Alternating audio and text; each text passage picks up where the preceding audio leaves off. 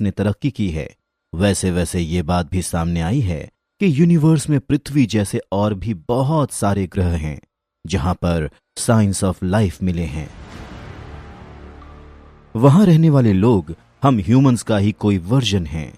यही की तरह वहां भी पेड़ पौधे और जानवर हैं, बस अलग है तो वहां के तौर तरीके और लोगों और जानवरों की सोच। सुनने में ये थोड़ा अजीब जरूर लगता है, लेकिन ये एक रिसर्च किया हुआ फैक्ट है।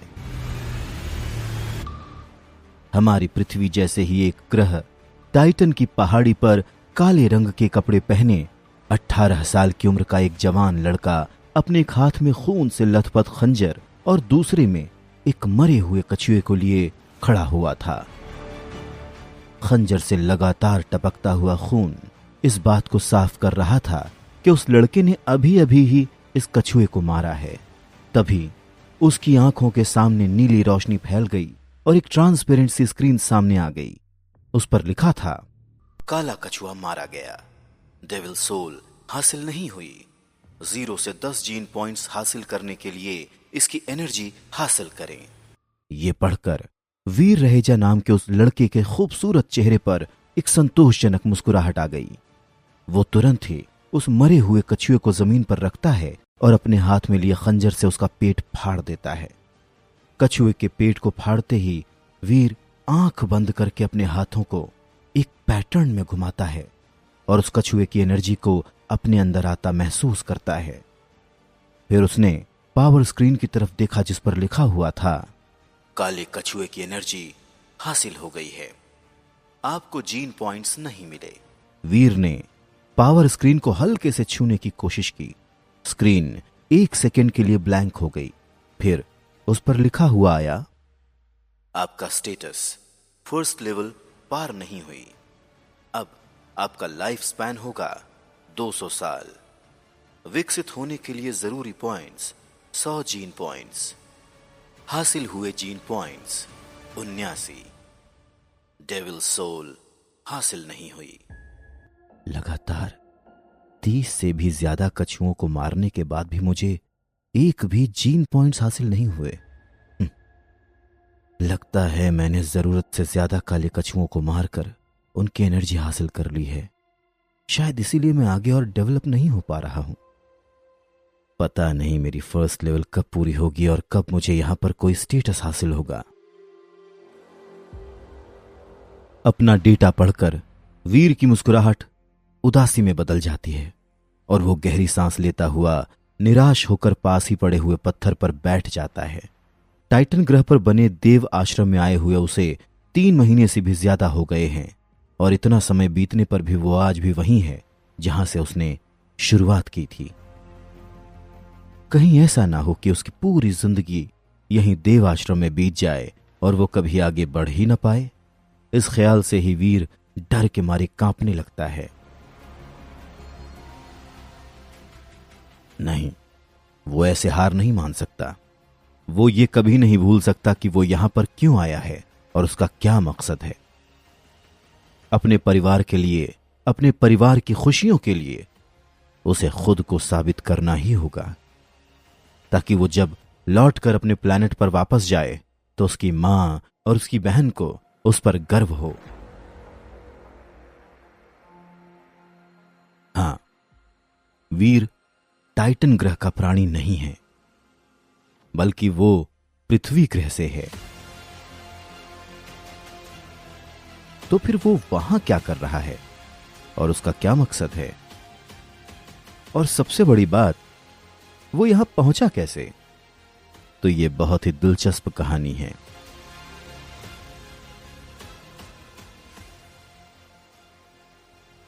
वीर भी बाकी पृथ्वीवासियों की तरह ही एक आम इंसान है। उसके पास सुपरमैन या स्पाइडरमैन या ऐसे किसी भी सुपर हीरो जैसी कोई खास शक्ति नहीं है, बल्कि वो तो जिंदगी की परेशानियों से जूझता हुआ 18 साल का एक आम लड़का है। लेकिन वीर की लाइफ हमेशा से इतनी परेशानियों से भरी हुई नहीं थी। एक वक्त था जब वीर के पिता विहान रहेजा की गिनती शहर के बाकी रईसों में होती थी। उनके पास ऐशो आराम की कोई कमी नहीं थी। लेकिन उनकी मौत के बाद सब बदल गया। विहान रहेजा के भाइयों और उनकी बहन को वीर और उसका परिवार एक बोझ लगने लगा और एक एक करके सब ने उन लोगों से अपना रिश्ता खत्म कर दिया। वीर की मां प्रेरणा रहेजा को अपने रिश्तेदारों का ऐसा रवैया देखकर बहुत दुख हुआ, पर फिर भी वो बिना किसी से कोई शिकायत किए अपने दोनों बच्चों के साथ अपनी पुश्तैनी हवेली, जो कि वीर के दादाजी के नाम पर थी, वहां पर अपना जीवन बिताने लगी। लेकिन वीर के रिश्तेदारों को यह भी मंजूर नहीं हुआ। विहान रहेजा के बिजनेस पर कब्जा जमाने के बाद अब उनकी नजर उस पुश्तैनी हवेली पर पड़ गई और वो लोग अलग अलग तरीके से प्रेरणा रहेजा पर उस हवेली को बेचकर उनसे मिले पैसों का बंटवारा करने के लिए दबाव डालने लग गए। लेकिन प्रेरणा रहेजा ऐसा कैसे कर सकती थीं?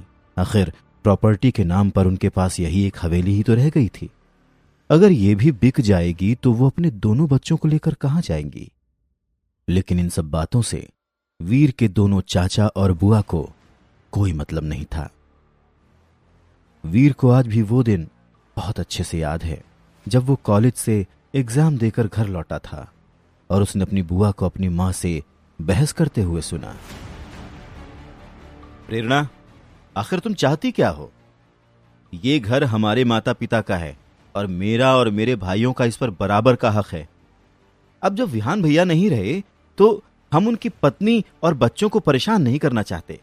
घर बेचने के बाद उनका जो भी हिस्सा बनेगा वो हम तुम दोनों को दे देंगे, समझ गई? लेकिन अगर तुम ये पूरी हवेली हड़पने के फिराक में हो ना, तो हम भी ऐसा होने नहीं देंगे, समझ गई? वीर की बुआ की कर्कश आवाज पूरी हवेली में गूंज रही थी।